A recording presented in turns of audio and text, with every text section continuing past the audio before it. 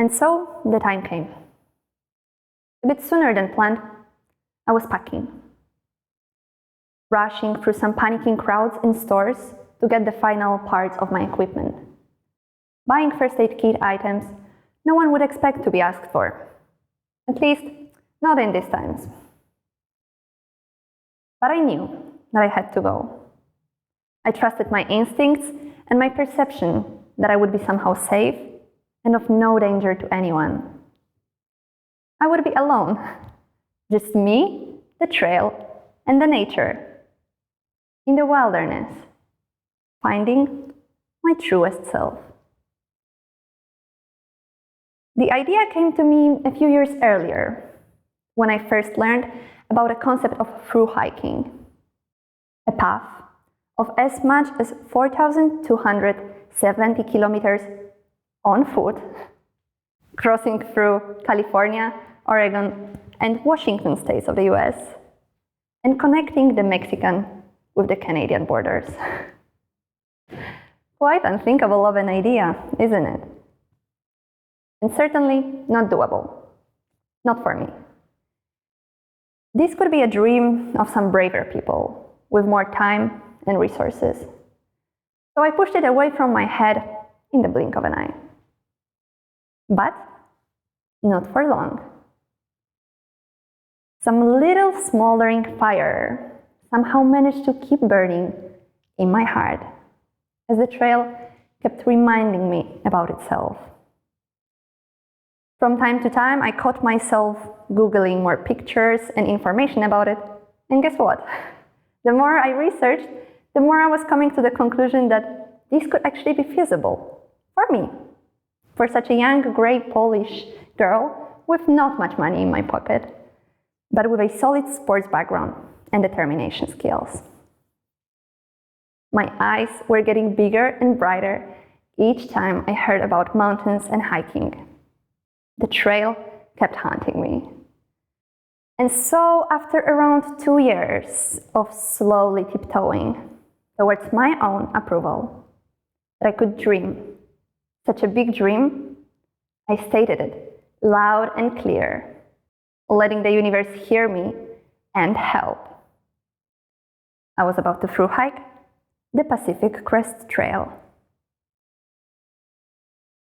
A year of dedicated preparations went by, looking into formal paperwork, gear recommendations, adding up all my socks savings from further back than I could even remember.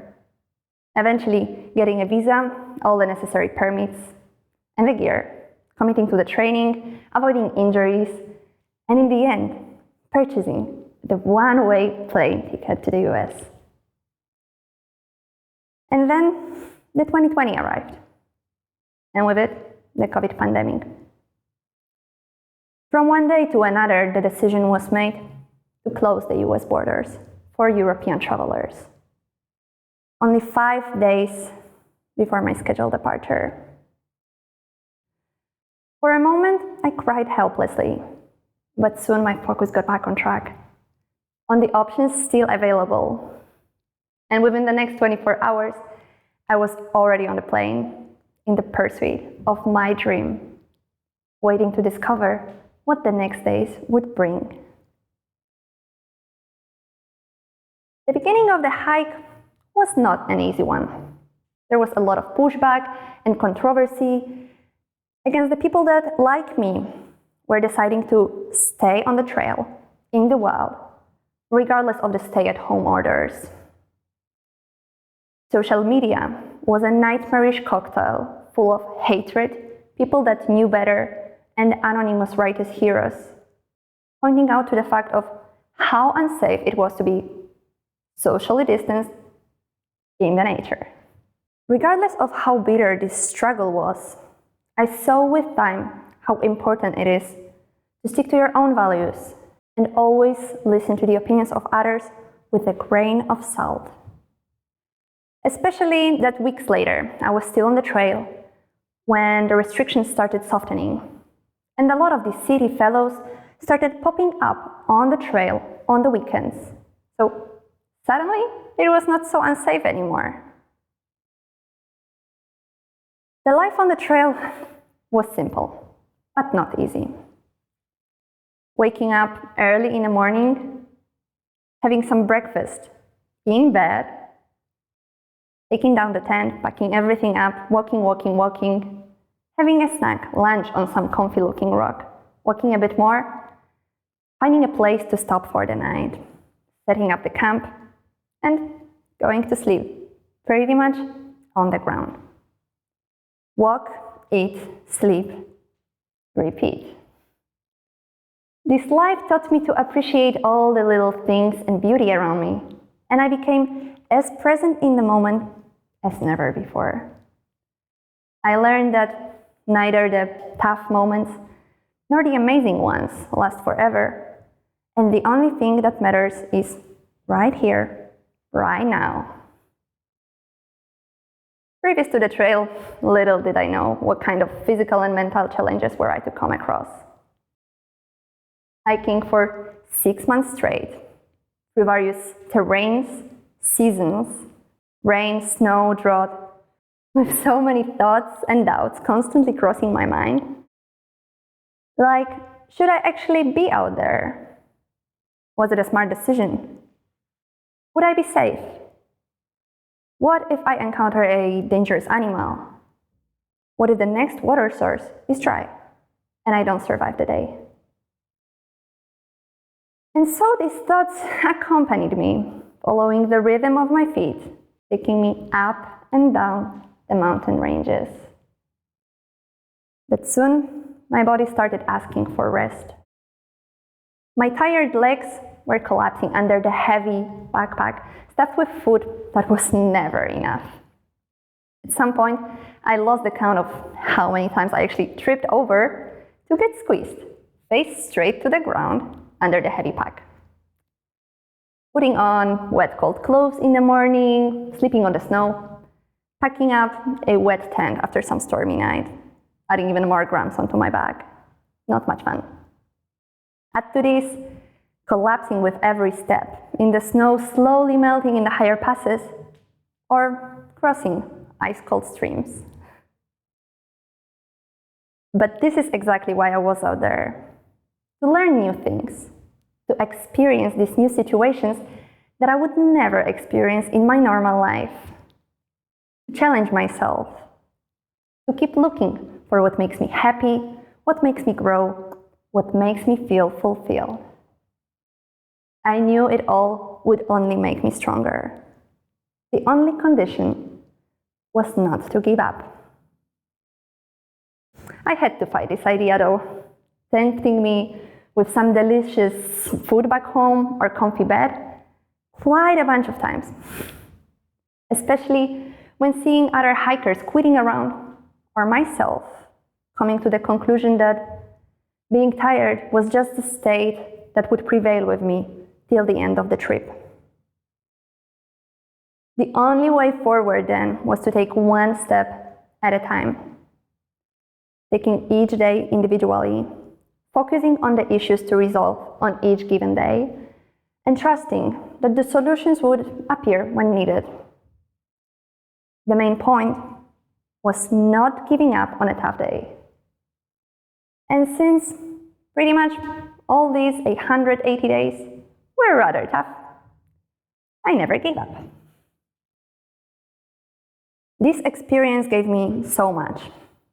I got to know myself way better than ever before. I got to know the nature's seasonal and daily cycles. I saw intense, colorful flowers blooming, plants, and trees. I went over multiple mountains, rock formations, through desert, and dense forests.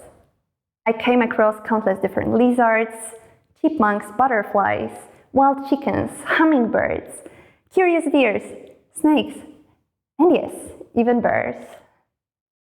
I experienced daily sunrises and sunsets, and the views from the top of the mountains simply made my heart dance as happily and wildly as never before. And in the end, I'm glad that I didn't follow the advice of all these people trying to stop me, saying that I'm silly, that this is too dangerous, that it's a waste of time or money, and that I should rather focus on my career instead of listening to what my heart had to say. I would have otherwise never experienced such joy, fulfillment, and pride of having done something so entirely mine. Something so big that I would never imagine I could do. The phrase, follow your dreams, might be a bit cliché. So I will not tell you that. Instead, I will ask you, what holds you back from following your dreams? While on the trail, especially on its last sections, my heart was breaking to hear about all the wildfires being constantly around 2 steps behind me and witnessing the distractions such wildfires leave in their path. We tend to assume and take for granted that the universe will wait for us for when we are ready to catch up with our goals. But right now, after all these terrible wildfires that consumed a huge part of the trail in 2020, this will not be the same trail anymore. At least, not anytime soon. But I get it. Taking 6 months out of your life just to walk over 4,000 kilometers might be a bit extreme. But is it though? Time is money after all, and we don't like wasting our money, so why to waste our time? We should use it in the way that is the most beneficial for us and our happiness. We are capable of so much more than we could even imagine, but we tend to stick to things that are well-defined, well-known to us, safe, relatively easy, and stable. Why not reinventing ourselves? Why not constantly challenging ourselves? Why not picking up on some small but scary dreams and staying consistent? Like going out for your first run, committing to some fixed training, trying a new sport, learning a new skill, giving a public speech, changing your job, or maybe starting your own business. Perhaps the better version of yourself, the version that you yourself would love even more, is just around the corner, only waiting for you to take this very first step in its direction. So I'm going to leave you here with those thoughts, but try to listen to yourself and these deeply buried wishes your heart makes. And above all, simply allow yourself to be happy, to dream big and make it happen. Thank you.